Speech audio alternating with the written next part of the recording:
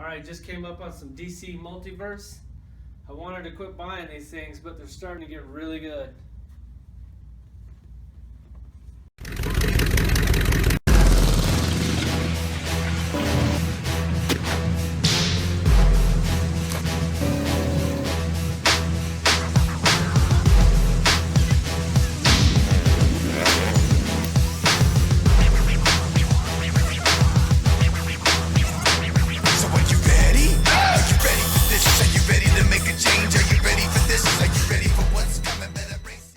Okay, let's start with my least favorite figure in the set.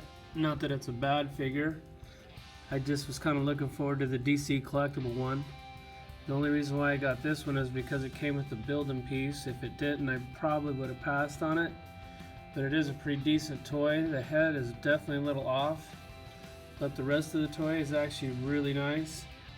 A couple things that I really like about this toy is the shoulder joint. It hides really well.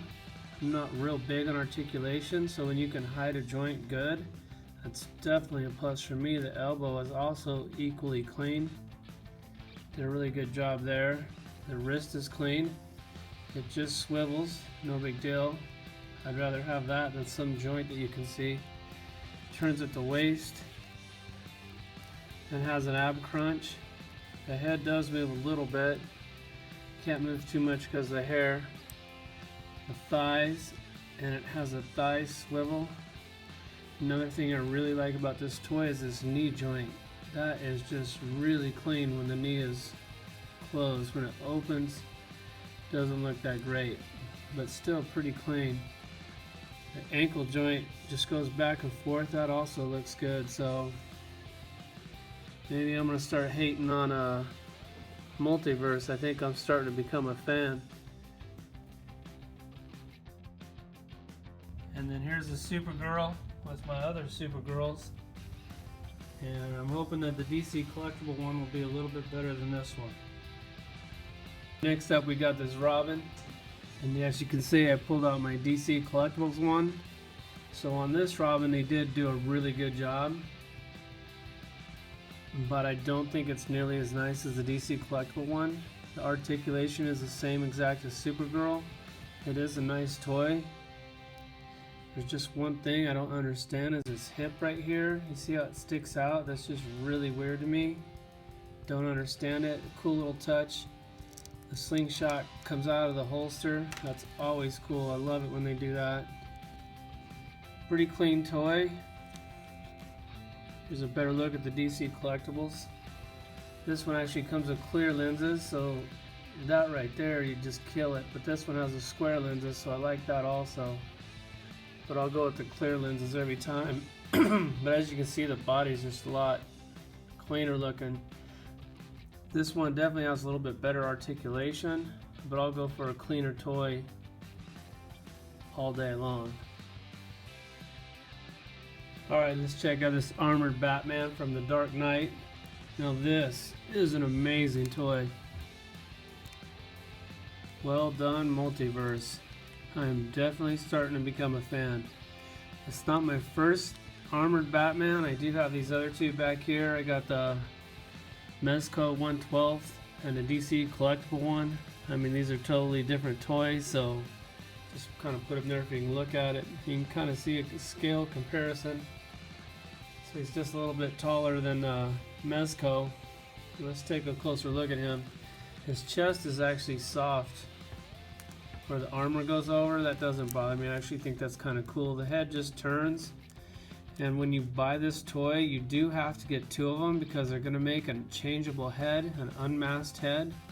So, and that doesn't come out till like next year. So make sure you buy this while you can because it's probably going to sell out.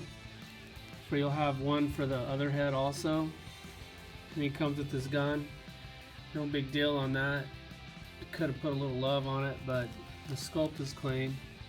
But the Batman in general, I mean, I think this toy is real animated looking. I think he's like a perfect toy. I can't knock anything on him. I love the spikes.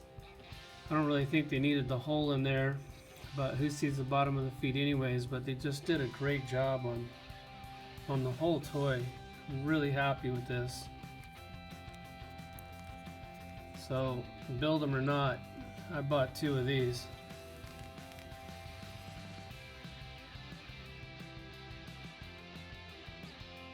Alright, got my Robin and my armored Batman over here in my DC Multiverse set.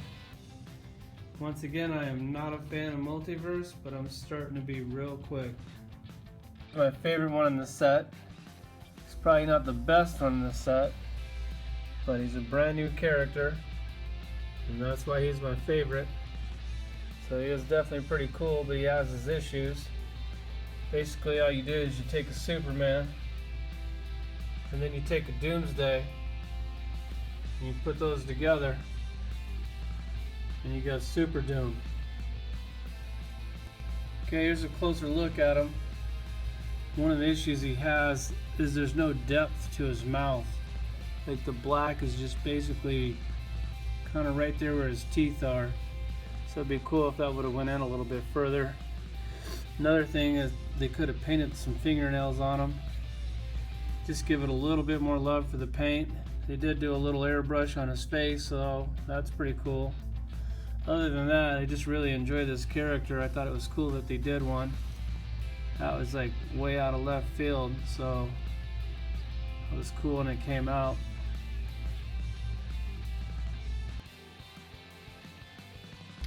And here's the build 'em, or the collect and connect, is what they would call it.